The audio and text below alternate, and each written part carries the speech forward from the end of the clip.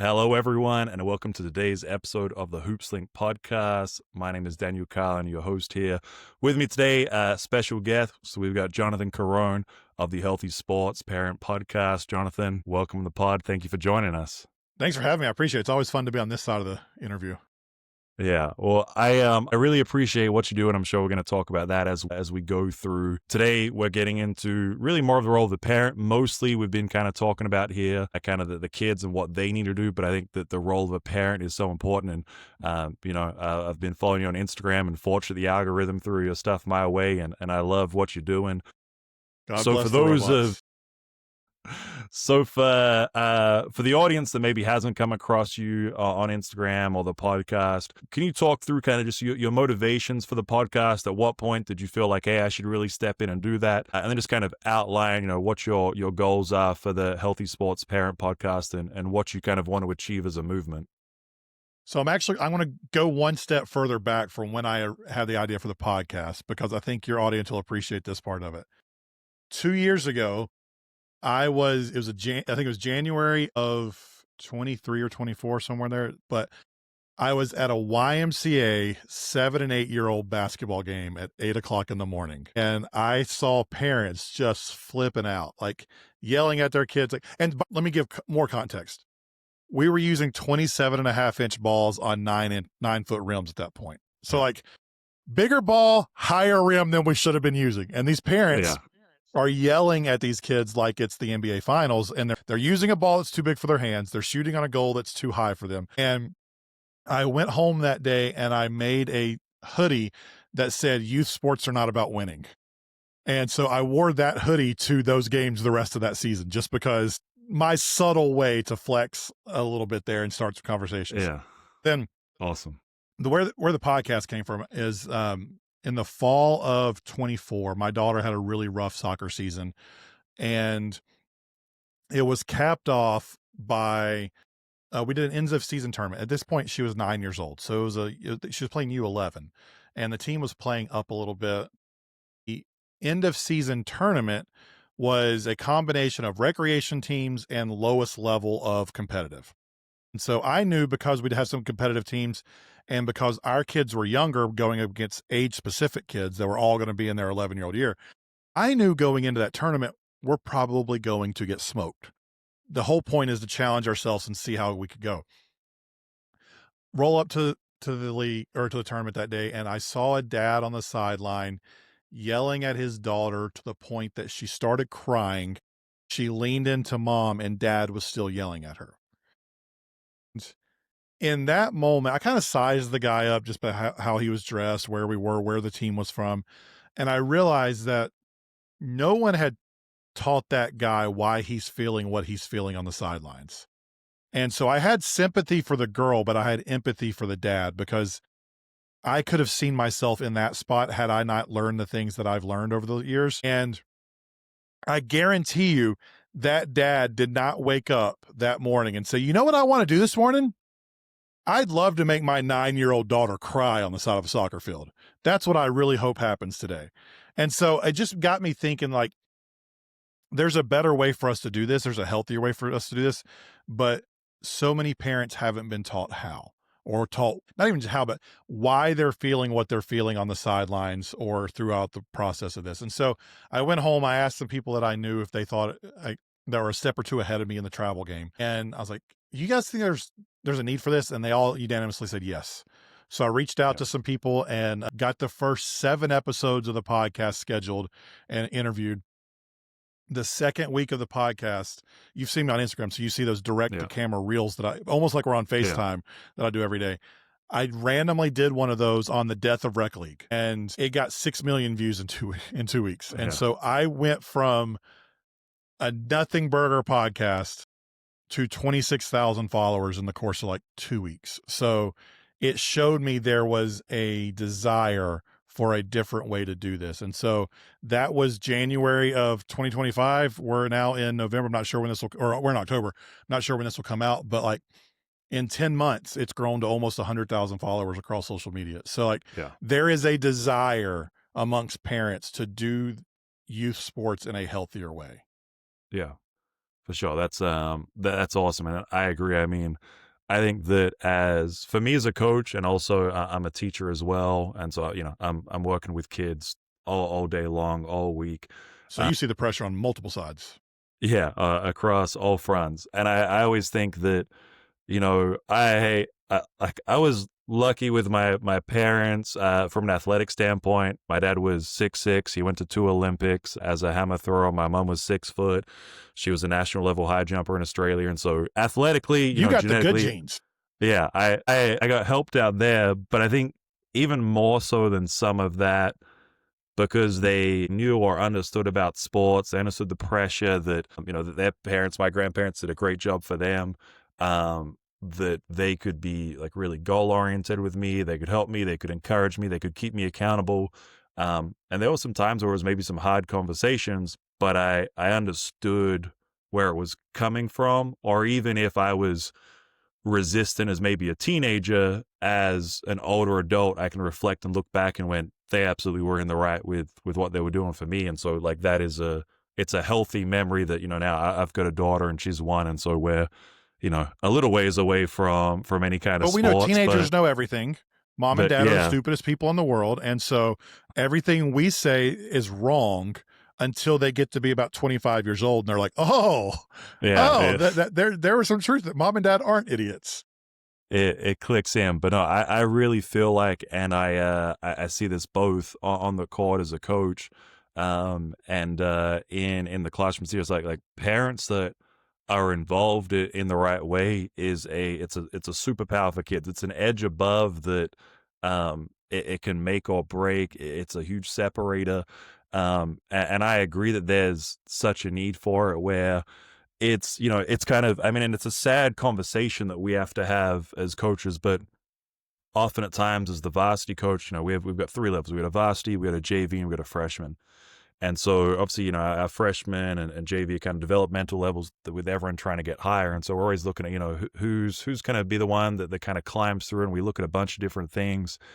And I'll go and I'll sit and I'll watch freshman games, and I'll watch parents just like berate their kids. And it happens on both teams.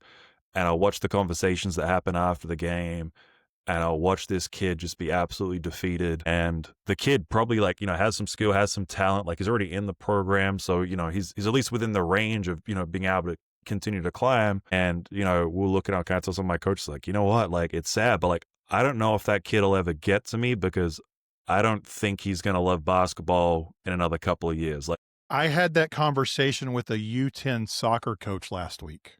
Like, I'm not even Yeah. joking. It was last week, because he said, like, we have 4 U10 teams in my town, and 2 of them were playing one night, and the coach of one team said, man, this kid is such a great player. He has so much potential, but he was on the bench crying because his dad was yelling at him so much. And I don't know if he's going to even make it to middle school. So, I mean, Yeah. you see it at the varsity level. Yeah. Just what I'm involved with right now on a day-to-day basis. I see it at the 2nd, 3rd grade level, that I don't know if that kid's going to get to middle school because mom and dad are so hard. Yeah, no, it's it's crazy. And my kind of heart breaks in that situations, which is why I'm so happy to talk to you on the podcast and love what you do. I mean, we had another situation where it was about a year ago now. We ran a youth camp that we do as kind of a little outreach thing, and it's usually kind of a mix of middle school and elementary age kids, and it's always kind of a random sign up when we do it. And we had one kid that was just way younger than everyone else. And so there was some things where we could kind of include him in, or I always have a couple of my varsity guys like, hey, you can go and you're going to do this drill with him. You're going to be like his partner, make sure that like you're doing things to his level. But then we wanted to do some like competitive things. And I said, hey, I took 2 of my guys, said, I want you to go down there. I want you to play one-on-one with this kid. And I just want him to have the best time. Like just like if he's having a good time, if he wants to shoot and you're going to rebound for him, that's what you do. Like kind of help guide it, but pretty much he's in charge. All I want him to do is have a real like positive interaction with you He guys. just gets to play with these boys that he thinks are gods, because Right, exactly. what we forget is that juniors and seniors in high school to elementary age and middle school kids, like those guys are dang professional athletes. Yeah, And it by might as well be perspective. LeBron James. Yes, absolutely. And so out of all of the kids, that kid had the biggest smile on his face, the entire time. I go back, day kind of goes on. I check my email probably the next day, and I've got this email from his dad about how he had to, and this kid was either 6 or 7 years old, and that he had to walk out because he was so angry at what was happening, that it wasn't like an elite level practice, and they were just like messing around. And I was like, your kid is like 7 years old. If he loves basketball more after that session than he did before he got there, I think my job's done, because That's a win. he's gonna then want to, hey, can we go out and shoot, Dad? Can we play in the yard? Dad, I want to be on this team. Like, whatever it is, for kids that are like that age, like, it's about like, do you love it? Because once you start to get older, there becomes more of a demand. You got to kind of fall in love with the grind of it a little bit. But if you don't love the game, you're never going to fall in love with the grind. Exactly, 100%. And so it's some of those things where, I 100% believe in what you're trying to do, because like, you're at a real young level all the way up to the high school level. You've got these kids that, and like, ultimately, whatever, like, we share these stats all the time. I think for basketball, I think it's under 6% of any high school player will play college basketball. Of that 6%, only 1% will ever play professionally. So it really becomes like, what are the life skills that you're going to learn that are going to help you as you move forward? And of course, like, a part of And that that's is not just understanding. basketball, Daniel. That's like, Yeah, the all numbers are sports. 6% of varsity athletes will play in college at any level. That includes JUCO, NAIA, CCAA, and then Division I, Division II, Division III, NCAA. 6% of Yeah. high school kids. Yeah, no, that's, yeah, I think that, and those numbers, people have to really realize and let it sink in. And I kind of tell my kids and my families and parents meetings that, like, the odds are kind of stacked against you. And so it means kind of like two major things. Like, one, enjoy the ride on you're on it, because it ends. I mean, I was like, I got to play college, I got to play professionally, and here I am teaching and coaching your kids. Like, there's laugh after it stops. So enjoy it. And then obviously, if you want to be a part of that 6%, like, you got to really commit. You got to do all the little things. And, a part of the little things that I think help people get there are going to be, parents and their involvement. How supportive are they? And their, both physical and mental and emotional needs that they can meet. I mean, we've talked about this a little bit, but do you see any other like specific things where parents are adding additional, I guess, pressure when there should be support? Or do you have any tips for parents as to how to either like recognize that, like you talked about, that, the dad probably didn't wake up and decide he wanted to make his daughter cry, but how to kind of, I guess, reach that point of recognition, and then maybe try to how to reframe some of those situations in a way where, you can have that positive interaction and help to build up your kid as opposed to tear him down? I think the place I would start is saying, if you care about this more than your kid does, that should be like your warning lights, your red flag that goes up, like, why am I so much more invested in this than my kid? And I know you had told me before, and I was like, your audience is mainly middle school and high school. It's like, if you've got a seventh grader playing basketball and you're more upset at the result of their middle school game than they are, that that should be a warning sign for us to say, why am I so upset at that result? Or if you're more upset that they didn't get as much playing time than they are, well, why am I more upset than my kid is that they didn't get more playing time? And just asking that question of why, like, what's going on inside of me that is causing this emotional response? Emotions aren't bad. Like, we're human beings. We're going to have emotions. We're going to react to the situation in front of us. And so the big thing that I try to tell people is, before we react to the emotion we're feeling, can we name what that emotion is?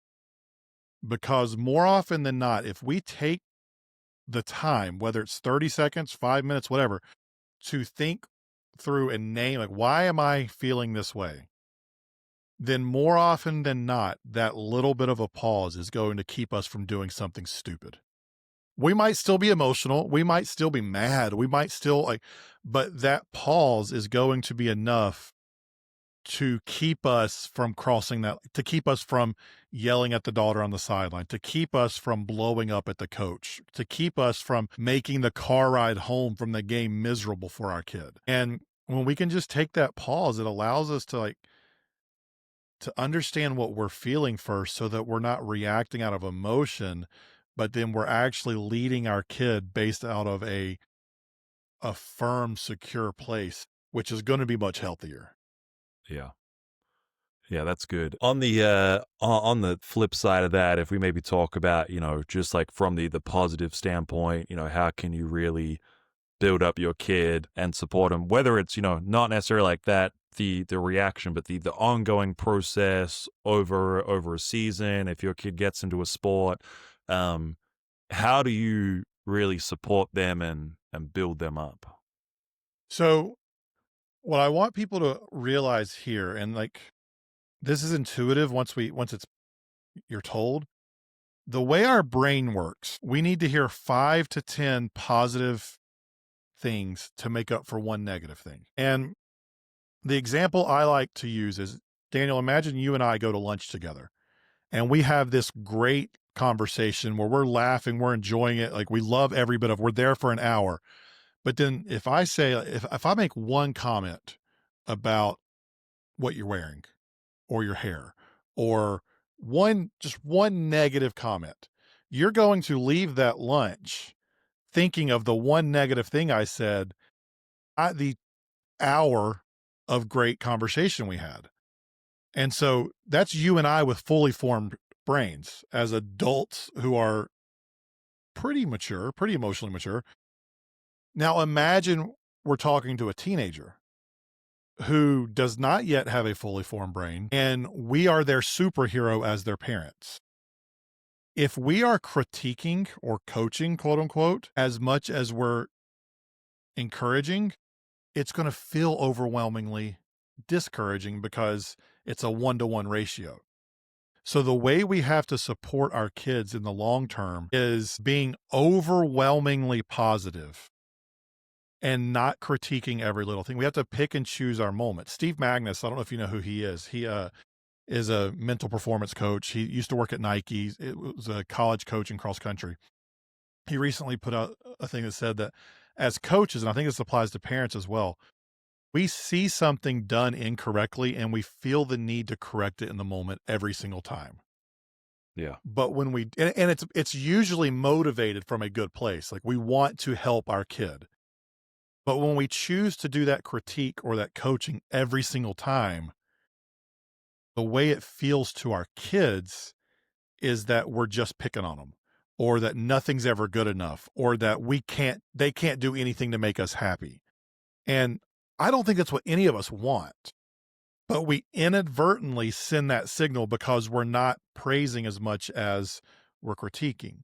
And one of the things that when I say stuff like that, that I hear a pushback on a lot is that we need to toughen our kids up. And so part of the critiquing is to toughen them up. In reality, though, if they're playing these games and they want to get better, the games are going to toughen them up. The practices are going to toughen them up. The failure in those are going to we don't have to make it harder, because if they're playing and they're competing, they're going to go through hard things. We just have to support them as they go through those hard things and help them know they can get through it. So the game is going to toughen them up. We don't have to do it. We just have to be there as a support and encouragement, and then pick and choose when we add that critique. And the thing I do, my kids are younger right now still. They're 3rd and 5th grade. But I always make the statements like, hey, I noticed something about the way you were playing today. If you want some advice on something you can do to get better, let me know. I'll give you that advice, but I'd rather be dad than coach. So you let me know if you want to hear that, and I'll be glad to tell you. Yeah. Okay. And then sometimes they'll come back and ask me, and sometimes they won't. But it lets them know I'm their dad first, not their coach or their critic.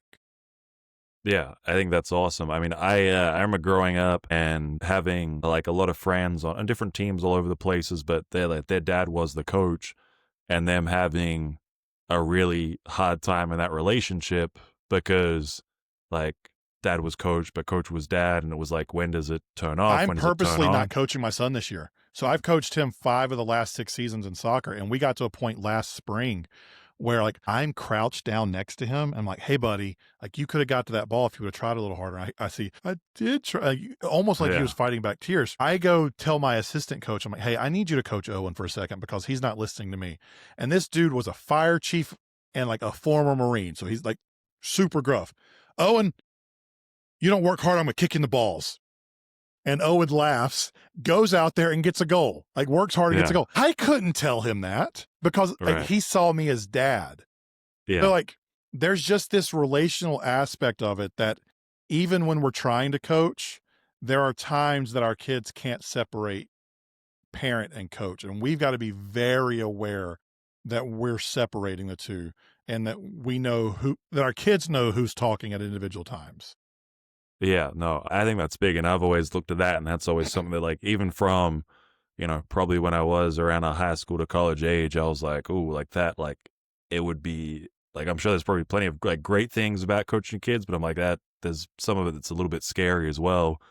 But I think then that there are parents that it's, like, they don't have to be the coach, but they almost wanna step in and They feel like they have to fulfill control it. that role at home, and now you're kind of forced, like, all those hardships that you didn't have to have, you're forcefully making that happen. And so I just think that's such a fine line to toe. I love all the stuff about the positive reinforcements. And again, like, for me, and what I talk to my own players about leadership wise, and again, hopefully that this is some of the skills that they can learn that can be applied to when they're older. We talk about accountability and goals, and we have a high standard for ourselves. And so then I watch them, they go out, and then every time someone screws up, they're yelling at them, they get in their face, and I'm watching the body language go down and down and down. And so I'm continuing, we talk about it as a group, pull them as a team, say, hey, right, like, you're not so wrong in what you're saying, right? Like, that was, a missed assignment, the play broke down, it was a bad pass, like, whatever it is. I was like, but what was the last positive thing you told him? And they look at it, what? So how many positive things have you told him today at practice before you told him that? And they're like, You have to earn the right I to don't be know. heard. Yeah. And so, You can't just be negative. yeah. And so I said, like, hey, like, as a coach, like, do you feel like I only talk to you about negatives? They say, no. I said, all right, well, like, how it looks right now and why people's body language is down is like, we're thinking, oh, we're holding each other to this real high standard. There's all this accountability, and you guys are trying, and I respect it, but all you're doing is it's that, like, the harsh critique every time. And because of how the game is played, it is played quick, and so there's no kind of time for chit chat and explanation. It's like something gets fired off. So there'll be time to have conversations about it when you guys are sitting on the bench, the end of practice, in and out of timeouts, things like that. But like, you can't sit there and explain yourself, and you can't try to push and fight back. I said, but there will be times where, like, they're not doing what they need to do, and you probably do need to tell them to pick it up. But if you haven't built them up to that point, right? Like, they're just gonna take this guy's, like, he's always on my ass. Like, I just, like, can this guy just get off my back? And he's more worried about, like, this guy's always on me, and he's not even thinking about the message that was trying to be perceived. And so, One of the things I do as obviously, a coach, and obviously, like, because of where my kids are, I'm coaching youth soccer mostly right now. But like, the thing I say the most on the sideline in the middle of the game is, "I like it. I like." They'll do something, and I'm a very loud coach, but I'm not yelling instruction on it. But it's like, I was like, I will yell, like, "I like it." I was like, "Hey, great job." I was like, "I like the idea." Like, I am very loud in my praising, and then when I have to correct someone, I walk up to them. Or I call them to me and I just, "Hey, right there, you did this. If you would have done this, this would have happened." Or, "Hey, next time, let's try this." And I'm talking to them like this. So I'm very loud in how I am praising and admonishing and, like, in my positives. "I like it. It's a great job. Hey, great job there." Hey, even if I turn it into a joke. It's like, "Hey, you need the ball next time." Like, when they'll try to do something, but it's a joking, like, "I like the effort, but next time take the ball with you." Like, but they right? see a Yeah, smile on my face. And yeah, so if there's ever an actual critique, it's not me yelling it, it's me getting close to them and talking to them so that like, even if I have to critique, my love is going to be louder than my correction. And so I do that as a coach. I try to do it as a parent. Like, I'm really trying to lean into this like love loudly type of thing. My love for whoever has to be very loud for me to earn the right to correct. Yeah. No, absolutely. I mean, I think it, and well, I think it's across all sports. It's saying, kids won't care about, what you know about X and O's until you care about the Jimmys and Joes. And it's that idea of building the relationship and, it's coaches, parents, whatever. Like if you're in that position where you're someone that, whether should be respected or like you do care for the kid, and you're trying to help them out. And so that does come with that level of correction. Like unless they know that, you really care about them, unless they know that you're invested in them. Obviously from a coaching point, but both as a parent as well. I think that, I always say that, you have to know that I care more about you, as a person, not just as a player. That if you think, my only value of you is if you can put the ball in the basket, or if you're only able to get a stop on defense or whatever it might be, and you don't think I care about, whether or not you passed your math test, or, you and your girlfriend just broke up and how you feel and are you okay? Grandma's sick in hospital, like, are you all right? Do you need anything? If they don't know that I care about all of that, or they don't think I value all those things more than I value them just as a basketball player, that, I could be the best coach in the world as far as what I know about the game, but I'm not going to get the buy-in. I'm not going to get the engagement. They're not going to listen to me. And ultimately, we're not going to kind of make the impact that we should be, and probably as a team hit the goals we're going to be. And so I think that's the same thing. And conversely, though, if you do love them and they know you care about them, you might not be as good X's and O's, but you can get more out of people because they want to play for you. 100%. They know you. They like when kids know you believe in them. Like it's hard for a kid to believe in themselves when the authority figures who they love and respect don't believe. They feel like they don't believe in them. So like, Yeah. how can I go out as a coach and say, "Hey, you got to believe in what we're doing," when mom and dad are on the sideline criticizing everything? How can I believe in myself when mom and dad aren't showing they believe in me, because the only thing they're telling me to do is run harder, pass the ball, jump high, like whatever it is? Like, how am I, as a 17-year-old, as a 14-year-old, how am I going to believe in myself? Because remember, these kids are insanely insecure.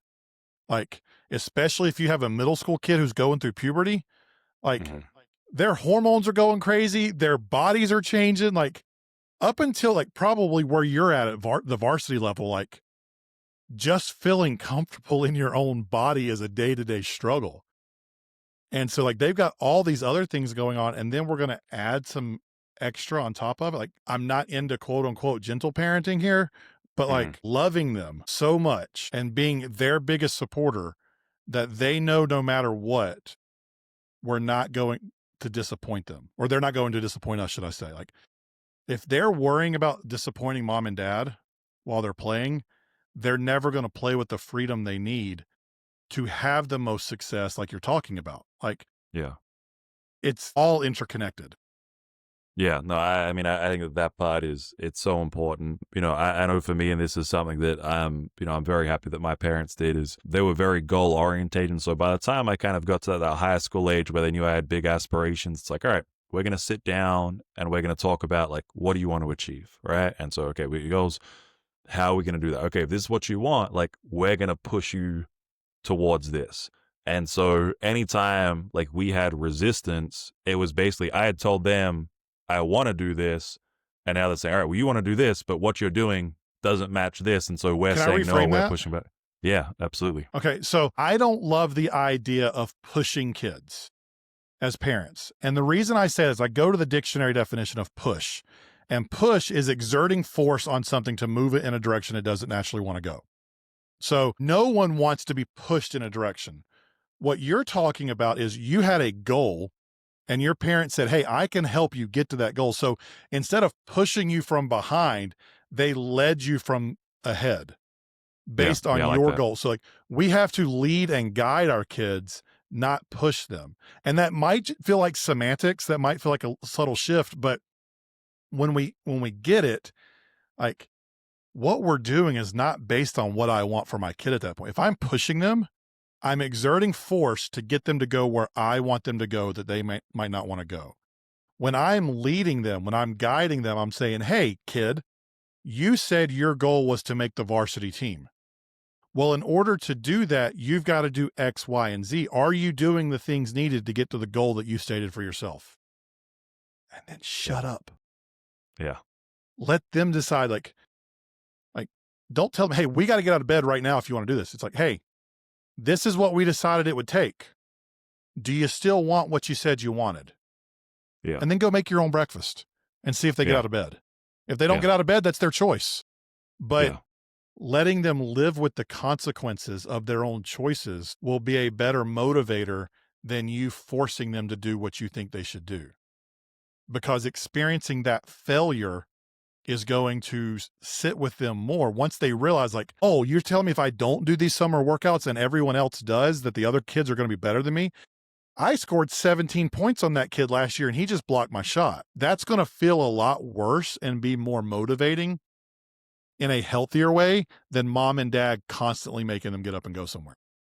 Yeah, no, I agree. I do like that reframe, and I think that one of the keys there, and probably when parents are in that healthy mindset, I think one of those keys is then allowing them to live and kind of experience the failure and the challenge if it comes with it, Which and is not hard.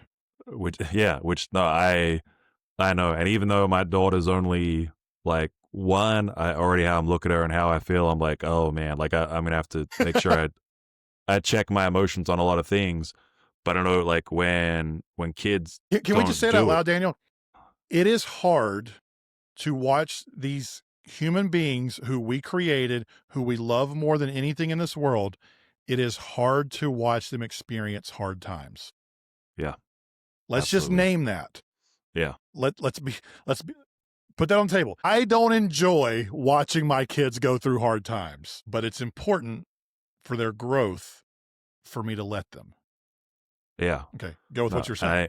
yeah, no, well, and I think that it's what we're talking about. It starts to become holistic and whole circle where you're leading them, you're not pushing them, and that then if they don't do it, if they don't follow through, then they experience it. If you have that healthy relationship with them, kind of like you talked about earlier, they're naturally by playing sports are going to have failures and hardships at some point they're going to have to go through.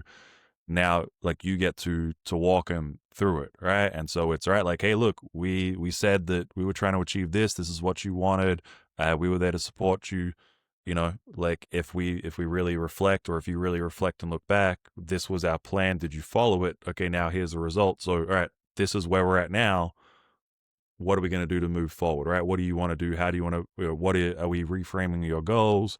What do you want to achieve? How are you going to get there? Okay, if it's the same goal, maybe for next year that you didn't make varsity this year as a sophomore, but you want to make it as a junior. Okay, well, what you did last year didn't work. You know, are we going to change that? And we're going to get back into that same and push forward. But I'm not going to call the coach or call the athletic director and say like, oh, this is crazy. How could he not be on the team, and try to force an issue? You're not going to then say, oh yeah, no, I think you're way better than that kid. I don't know why that, he or she made it over you. That, the coach doesn't know what he's talking about. Because now all that good work you've done, you've just given them an out, an excuse to kind of blame someone else and not actually reflect on what they needed to. And so that every kind of piece along that journey is, it's helping them out, kind of helping them to articulate what do they want to do, right? To kind of get those goals, right? Establish the plan, as you said, kind of lead them from the front, show them the way, but let them be the ones that are kind of in that chair to make the decisions on, am I going to follow through and do with this, and then live with the consequence. And maybe even one of the harder things is you might do all those things, you might make all the sacrifices, and then you might not hit your goal. And then that's even harder. But I That's think, and called that's life. where, especially where parents come into play, is that, how do you get to walk them through that kind of heartbreak? How do you help them express their emotions? How do you help them to understand there's something on the other side of this, and what can you learn from it? Well, that's And why that's what, the yeah. whole idea of process being so much more important than results Hmm. is such a vital piece of this process. Like, if you controlled the things you can control, then you can be proud of yourself regardless of the result. I hit 6 foot when I was 13 years old. I was always the tallest kid in class growing up. Like playing basketball in fourth, fifth, sixth grade, all I had to do was put my hands in the air and I'd get 8 blocks a game. Or I'd get it like I could just rebound, push it, put it back up, miss, put it back. So I would get like quadruple doubles, like 10, 10, 10, and 10, not because I was good, but because I could just rebound without jumping. But then as other kids started getting taller, as their athleticism started getting better and they could out jump me and I still couldn't jump, or I never learned how to take a jump shot because I was 2 feet from the basket and that's what I was taught. Like I got out of basketball what I was going to get out of basketball because as a 6 foot post player, when I got to high school, limited options. It just exactly. So it's like it didn't matter how hard I worked once I got to high school. I looked around like open gym my 9th grade year. I looked around and I'm like, huh. I was taller than that guy. I was taller than that guy. I'm not making this team. And so it's like I didn't even try out in 9th grade, but I walked away from it knowing like I got out of basketball what I was meant to get. And I still enjoyed playing. I would still play pickup basketball at the time. Like I still enjoyed it, but like I was at a small school and I wasn't about to make JV. Like it's just, it wasn't going to happen. So I found another passion. Like I found something else I was passionate about that I could then redirect that energy into. But I could do that in 9th grade because without even realizing it, I knew it was out of my control. It was not like I'd done everything I could. Like I can't control how tall I am. So it's like, I'm not going to get, like, I'm not catching up. They're all beat me. And so I controlled what I could control. And I realized there was nothing else left that I could have done. Like at that point, the way I played basketball, the way I didn't know how to play any other way. I maybe could have done, but I was okay with it. And so when I got cut from the baseball team in 10th grade, like I wanted to coach more than I wanted to play. So like I pivoted to something else that I wanted to do more. And like to my coach's credit, they allowed me to be in the dugout the next 3 years and learn how to coach from them, which I credit so much of this to them. That's awesome. But it's like, because I did what I could do and I just wasn't good enough. Like my identity wasn't in my sport. I wasn't Jonathan, the baseball player, or Jonathan, the basketball player. And so I did what I could. And then when it ended, okay, that part of the story's over. What's next? And I found the next thing. And I hope that we can separate our kids' identities from their sports so that you're in a much larger high school than I am, that I grew up in, and that town I live in now. Like the chances of making your team are so much slimmer than mine. Like I tell my kids, like for soccer in our town, all you got to do is show up with a pair of shin guards and a physical and you're going to make the varsity team. We don't have the numbers to cut. So if you're willing to work hard, you're going to make the team. But if I go 20 minutes down the road to a 2,800 person high school, it's not making that varsity team. Like, I don't care what he does. Like, it's just not in the cards. And so like, he's not a soccer player first. He's Owen. Yeah. He's my kid first. He has all these other interests. And so removing his identity from that lets us view things a little different. I got a little scatterbrain there, but I hope you get the idea what I was going for. Yeah, no, 100%. I mean, I think that, and that's something that I'm really happy I figured out as a player, because I do think that when I was in high school, I was Daniel, the basketball player. My identity was in basketball. How I felt about myself was based on what I was doing and what I could achieve. And over the course of kind of my college and then into my professional career, as early on my college career, and for me, it was kind of through my faith that I started to be able to separate, kind of basketball being the main thing, is the fact that like as for me as a Christian, it was like, hey, like Jesus loves me as me, that like I'm an individual, that like basketball is something I do, not who I am. Correct. And so that was such a key piece for me, that when you realize you're loved unconditionally, based not on anything you can do, but who you are and who you were created to be, that kind of changes the entire perspective. Yeah. Yeah, absolutely. And I mean, So I let me think, ask you, I'm going to yeah, flip yeah, the script on you a little bit. How yeah, many for sure. guys did you play basketball with who got to the end, whether it was end of high school, end of college, or in the pros, and they didn't know who they were anymore? Countless. It's, And I mean, what did that look like when those guys went through that? well, like on the extreme end was probably sometimes drug and alcohol abuse that it stopped and they couldn't figure out what they did, so they went to something that would numb them. And there were definitely some guys that, it like took them a while, or some guys that, I played with a lot of guys, so I haven't kept in touch with every single one, but when it ended, kind of who we were as kids, and then coming back, 10 years later and kind of seeing where we are, it was tough to kind of look at. Um, for others, it was not necessarily like really long, but I would say perhaps like, bouts of like depression or anxiety, or kind of a sense of helplessness, loss. And, I think a lot of people, and even to an extent, like once you've been putting your time into something for a long time, everyone has that little bit like, oh, what do I do now? But I think Mhm. whether it's an exciting, what do I do now? Or it's I'm terrified, I don't know who I am, what do I do now? Like those are two very big different things. And so as my wife and I got married right after college, we went back to Australia to play professionally. My wife's American. And when we got married, she knew that I wanted to go back and play professionally and give it a crack, and she was going to support me. But a part of us getting married was like, all right, well, like now we're married. And so like, I'm not doing this as just like a pipe dream. We're going to go and see like, financially, will it work? Can I support you? Is this a career, not just me like killing time? And so I went and I played in the top league in Australia. I gave it my all for a year. For the second year, the contract that came back was just not good money. And I was like, man, like I can't, like I kind of like at my first year of marriage, like, went back to Australia. We're living with my parents. Like it's not, and like I love my parents, but that's not the ideal situation to get married No. and go back home with mom and dad. And we started looking at it like, hey, like I said that, we're going to give it a crack, but like my thing is like your husband. And if I like rank what's important to me, being a good husband is better than if I play professional basketball or not. And so then we kind of looked at the options.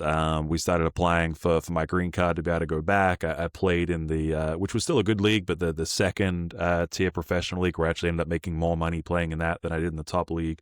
And so I got to play another 2 seasons while we waited on our green card, had a great time. But for me, it was like, it wasn't even, it was like, hey, like I said this, like this was the arrangement I made with my wife. Basketball isn't above that, and I can step away. Like I got the experience I wanted. It was awesome. It was fun. And, like had I stayed and played, like, if I was in Australia, I could probably still be playing today, but all the things we looked at and try to balance out were, the Australian dollar is, 60 to at a good number, 70 cents on the US dollar. Okay. If we stayed, it's like, we're going to have to stay 10, 15 years to have enough saved up to come back, because I knew I wanted to get into education. So I needed to finish my credential. I had my undergrad. And I was like, all right now, if we get back to the States and we got to rough it a little bit, like, if we rough it a little bit, that's okay. If we have kids, if there's a mortgage, like I don't want to put my family in a bad spot just because I wanted to keep playing a game. Right. And so it was easy for me to be all right. Yep. Hey, I'm done. This was awesome. I'm done. I'm gonna have a good time. And, as a coach, I would come back and I'll play a little pickup with the guys, play in a men's league occasionally, and just kind of have some fun. But I was like, I'm good. Basketball isn't who I am. I'm gonna move on to the next thing. And I think that helped me a lot as a coach, because I don't have any ego in coaching. There's a part of it where I'm excited to try to improve myself on this side of it. I understand that, what I did as a player doesn't really have any bearing on if I'm a good coach or not. Right. So I like the challenge, but I said, hey, the only reason I got to where I was, I had a lot of good coaches who probably weren't even paid any money. that cared about me, that committed, that volunteered, that sacrificed their time to help me reach my goals. And I kind of feel like I owe the world, the game, however you want to think about it. I owe that back to the kids, that I have kind of the gift and the ability, the availability to do so. And so I'm going to get it done. And because of how I saw myself, it allowed me to kind of gracefully exit. And then, like you said, kind of just take my passions and move it and turn on to the next thing. And like, I always love basketball, and I enjoy coaching, but if one day I stop coaching anymore, I wouldn't be like, oh man, I'm not a coach. Like, what do I do? It's like, no, like I'm Daniel. Right now I coach Correct. and I teach. If I stop coaching and teaching, I'm still Daniel. I would just be doing something else. Doing something else. Yeah. Yeah. And so I think that, for kids to understand that, like, whatever you're doing is just something you're doing, and it's okay to love it and be passionate about it, and It's great to love it and be passionate about it. We want you to do that. Yeah, 100%. And to buy in, make sacrifices, do all that. But that game doesn't define you. Whether or not you make a team doesn't define you.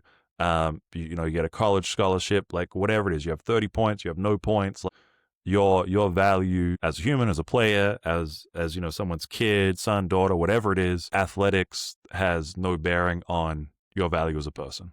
And I want to add to that, because I want to flip this to the parents listening real quick. Let's assume your kid plays through varsity, 18 years old. At that point, you ideally still have like 30 or 40 years to be their parent. And so if you have your own identity in being a basketball mom or a basketball dad, and your relationship and how you interact with your kid is based on this sport, then what do you have for the next 30 years? You're going to have to completely rebuild that relationship if the whole thing, and dads, this happens to us a lot more than it does to moms in this case. Like, the only thing you can talk about is sports with your kid. Like, they don't want to be 35 and you're still talking about that game against West their junior year. So we have to make sure we're viewing our kids as more than just their sport too, and viewing them. I think intellectually we would all say, yeah, sure, my kid's more than a basketball player. But what do we know about our kid outside of basketball? Do we know their favorite music? Do we know their favorite TV shows? Do we know what they like? What do you like doing outside of basketball, dude? Like, what is it that you enjoy? Like, do we know them holistically, or do we only know their sport? If you can't answer those questions right now, maybe I just take that as, like, I posted a clip the other day. It was from an episode that I did back in the spring with a woman named Lindsay Nadler. She's a mental performance coach. And she said, sometimes the best thing you can do for your kids' athletic performance and your relationship is just go do something completely unrelated to the sport. Not competitive. Go for a walk. Go to dinner and say, we're not talking about basketball.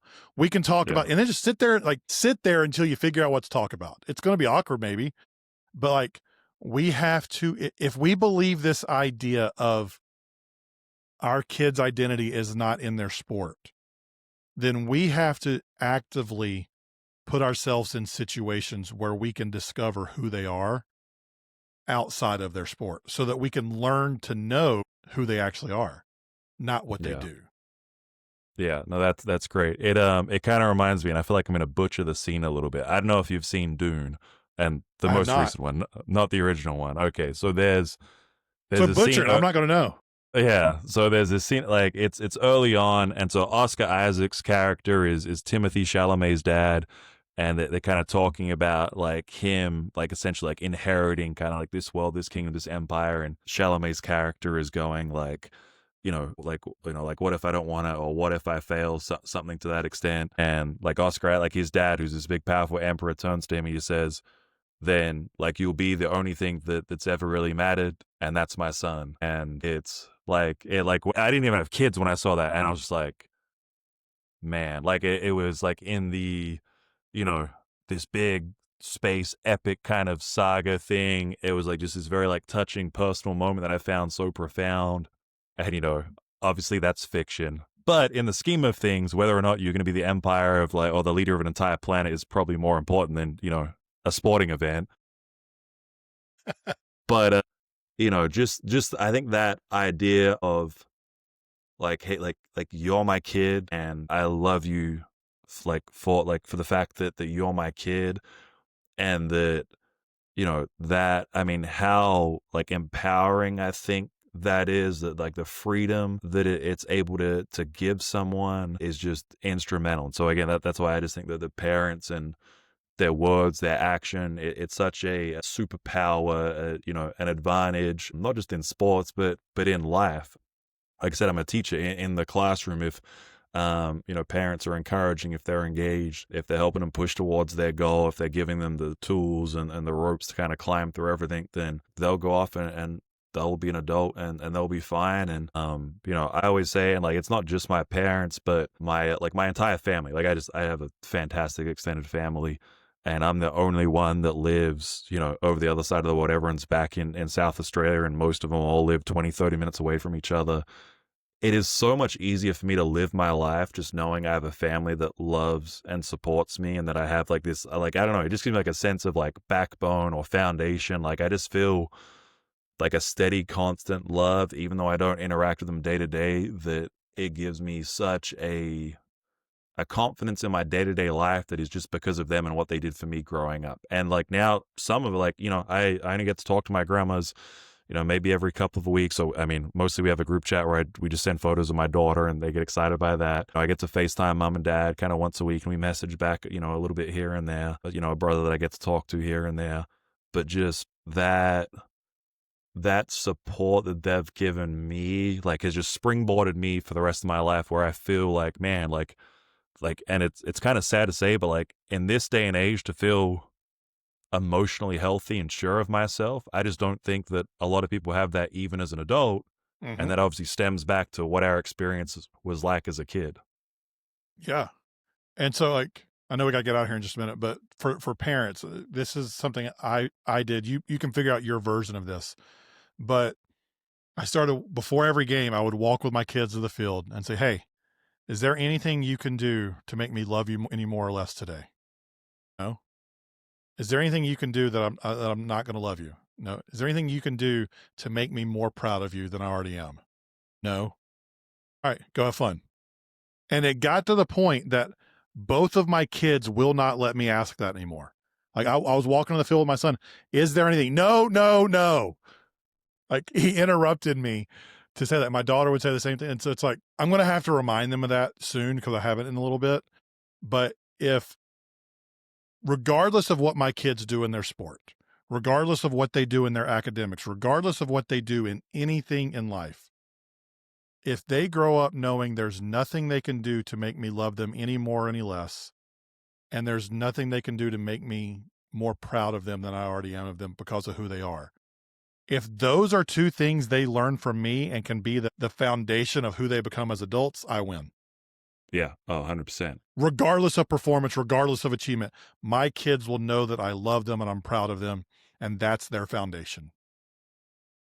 We're Yeah, good. no, and like I said, I think that's the big win that people should be looking for as parents or with kids. That if you can allow your kid to develop, be a healthy adult, and you can have a healthy relationship with them, then again, right? Like even, I mean, for basketball, maybe like LeBron James is still like 40 something and playing, but that's weird. Even though he's still got plenty of time left to live. I stopped playing professional sports when I was like 25. There's still a lot of life left to live. That sports really is just it's a It's a tool thing you do, to, it's not who you are.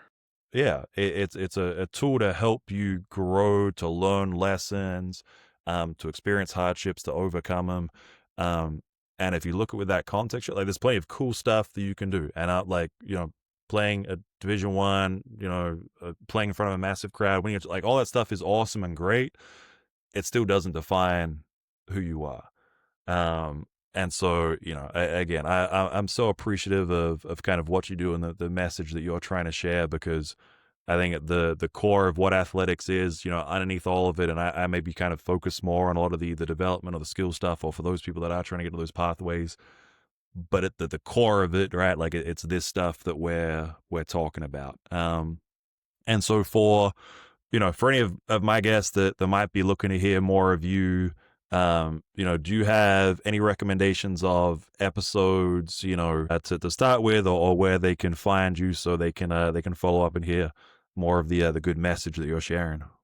Yeah, so Healthy Sports Parents on any social platform. I share multiple videos a day there. I try to do like a direct to camera once a day and then a clip from the podcast. If you want to get just one podcast episode that kind of gets it all, I did an episode over the summer with my friend Eric, the 10 Commandments of Healthy Sports Parenting. That was an incredible episode that kind of just lays the foundation of it. It's a summary of our entire first season. So if you're going to listen to anyone, go back and do that. But I'm really proud of the ones I've been putting out. Like, I'm in season right now, started back in August. It'll run through end of November. So we got some really great ones coming up in November. Have done some really great ones this year. Had a couple Division I coaches on, like had a doctor, had like all sorts of like try to cover everything. So like jump in wherever you want to jump in, find a topic that you like or a guest you like, and then follow on social, and then hopefully you'll join the ride with us. Yeah, awesome, man. Well, like I said, I appreciate you, and I think you're fighting the good fight. And so, yeah, I just want to encourage you to keep doing what you're doing, because I think it's making a massive difference, and it's something that the world definitely needs some more of. Thank you, sir. I appreciate it. Yeah. All right, mate. Well, have a good one, and we'll talk to you soon. Awesome.